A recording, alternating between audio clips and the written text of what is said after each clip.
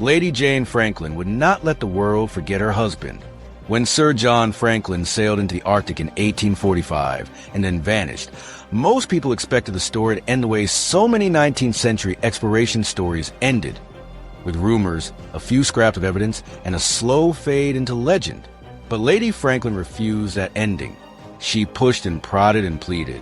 She pressed the British government. She kept the public watching.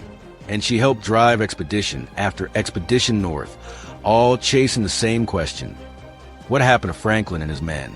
Welcome to Insights into History, episode for the Resolute Part 2. By the late 1840s and into the early 1850s, that pressure started to bite. The Admiralty shifted from cautious interest to real commitment. Ships were reassigned. Some were powered by steam. Others relied on sail.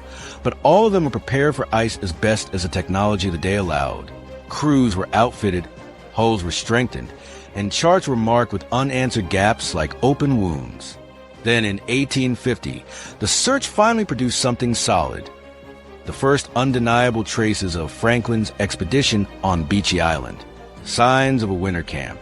Proof that the men had been there.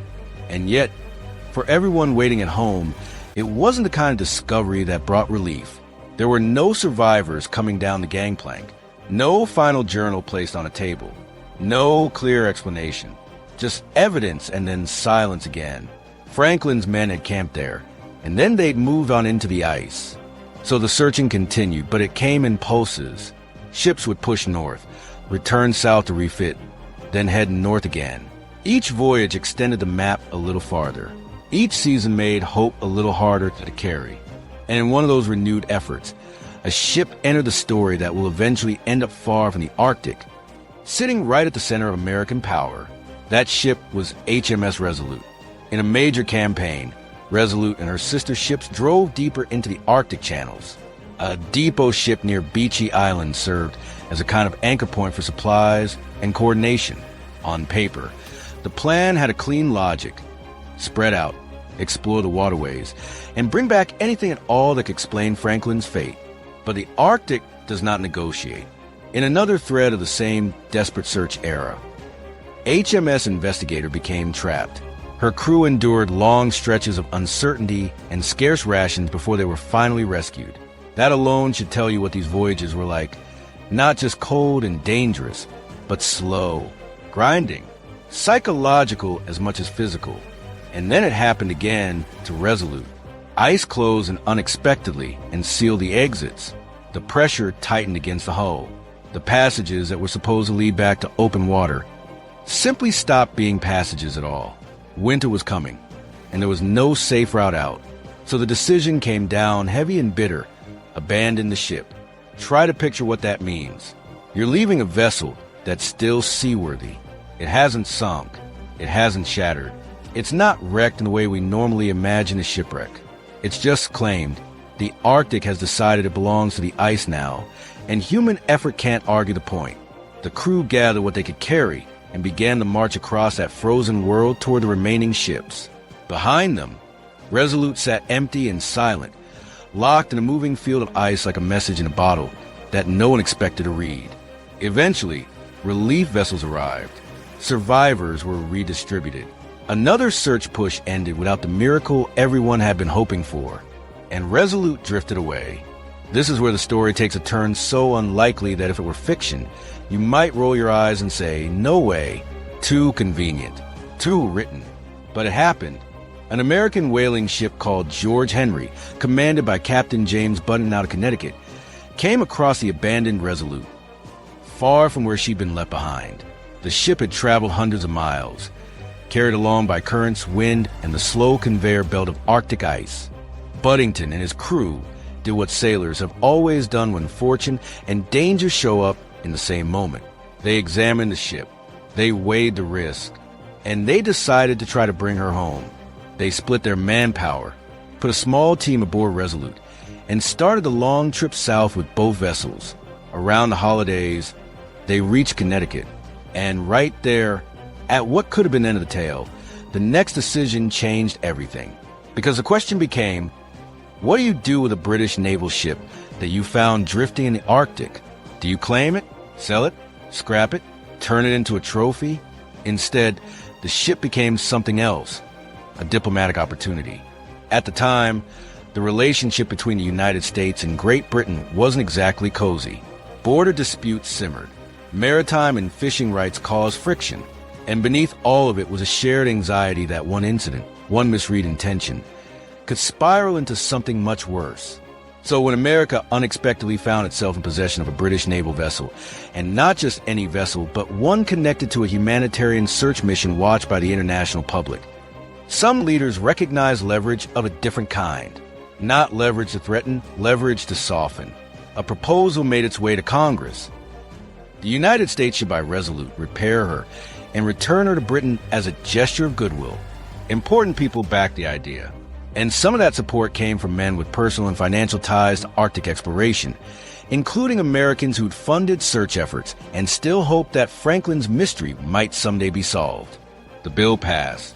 Money was set aside, and Resolute was taken to the Brooklyn Navy Yard, where she was restored by American workers and crews, paid for by the U.S. government.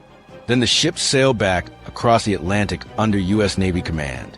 When Resolute arrived in Britain, the meaning of the gesture was unmistakable. It wasn't a demand. It wasn't a taunt. It was respect. Queen Victoria and Prince Albert toured the ship. The handover carried ceremony and weight. The message, without anyone needing to say it out loud, was simple. We could have treated this as a prize. Instead, we treated it as a bridge.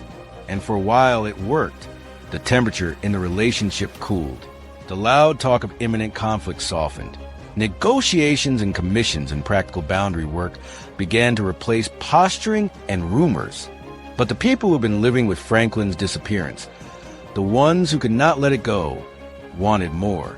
Henry Grinnell, a key American supporter of Arctic searches, still wanted answers.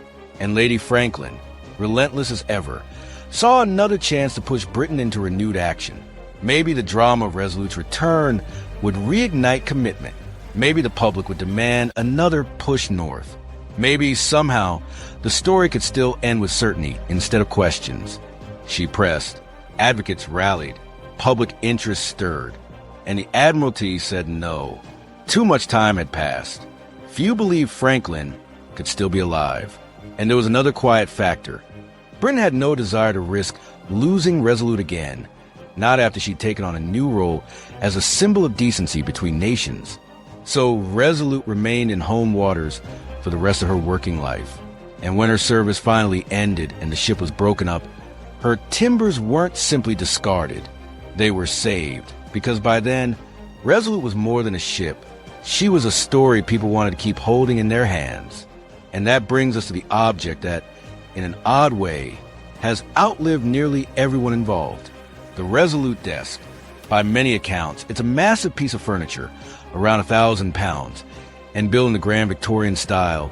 2 pedestals, drawers, and cupboards, card panels, the kind of desk that signals authority before anyone even sits down. But the craftsmanship isn't what makes it extraordinary. It's what it's made from. This isn't just wood. It's what that once formed the frame and skin of HMS Resolute. Timber that served in the Arctic. Timber that survived abandonment. Timber that drifted through polar ice and crossed an ocean as a living symbol of a diplomatic choice. Late in the 19th century, Queen Victoria ordered several pieces of furniture to be made from Resolute's recovered timbers. And the most famous piece, yes, the one you're thinking of, was presented to President Rutherford B. Hayes, not as a random gift and not as mere decoration, but as a statement. A reminder of a moment when respect went out over pride and courtesy was returned with courtesy. From there, the desk began its second life, no longer a ship's bones, but a silent witness to American government. The desk carries details meant to keep the story alive, decorative elements that reference the Arctic and the nations involved, and a plaque on the front that reads like a compact historical record. It tells the essentials, how Resolute was abandoned, how an American whaler found her, how the United States returned her, and why the gesture mattered. In other words, the desk introduces itself. It says, without a voice but with undeniable presence, I am not just furniture. I am evidence. And it wasn't the only keepsake. Other Resolute pieces were created too. One for Queen Victoria herself, and another given to the family of Henry Grinnell as recognition for his role in promoting the ship's return. Even at this stage, the story keeps echoing the same theme: gratitude answered with gratitude, a bridge reinforced by another bridge. Of course, an object that stays in use for generations doesn't remain unchanged. Over the decades, the Resolute Desk was modified for practical reasons. The best-known change came during the Franklin D. Roosevelt era. A hinge panel added to the knee hole area.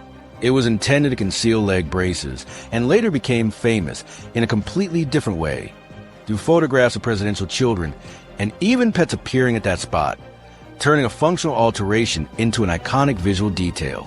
There were other adjustments too, including a base that raised the desk's height, later refined so it looked more natural and better suited taller presidents. And then there's the desk's own internal migration within the White House. It hasn't always sat where the public imagines it. It has been moved from room to room, loaned out, displayed, reassigned, and eventually became anchored in the modern imagination as the desk, specifically the desk of the Oval Office. Not every president used it. Not every administration featured it. But across the 20th century and into the 21st, it became a familiar backdrop to American life. Photographs, meetings, signatures, tense conversations, triumphant announcements, and ordinary days that later became history.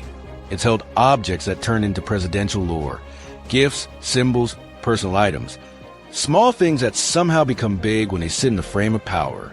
The desk shows up in movies and television too, sometimes as a quiet signal of authenticity, sometimes as a centerpiece of plot and drama. And every time that happens, it adds another layer to what the desk means. Because a Resolute Desk is always two things at once. It's a real artifact with specific origin, a ship, ice, abandonment, rescue, diplomacy, and salvage timber. And it's a symbol people keep rewriting. Power, legacy, leadership, the weight of office, the idea of the presidency itself. But underneath all those layers, the original story still holds. A ship went into the ice searching for missing men. It came back. Not because it conquered the Arctic, but because strangers found it and chose to do the honorable thing. And it became a gift made from what remained, created to preserve a memory of goodwill between nations that could have gone the other way. The Resolute Desk isn't a national treasure only because presidents have sat behind it. It's a national treasure because it carries proof that, sometimes, nations choose decency over pride. That's where we'll leave it for today. In our next episode, we're heading into a different kind of maritime legend, one centered on a remarkable lady tied to the fastest ocean liner record that still stands today, in an episode called America's Flagship. If you have feedback, suggestions, or a story you think we should dig into, email comments at insightsintothings.com.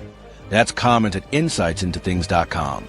You can also leave a voice message at 856-403-8788. That's 856-403-8788 if you'd like. We may even include your message in a future episode. Thanks for listening.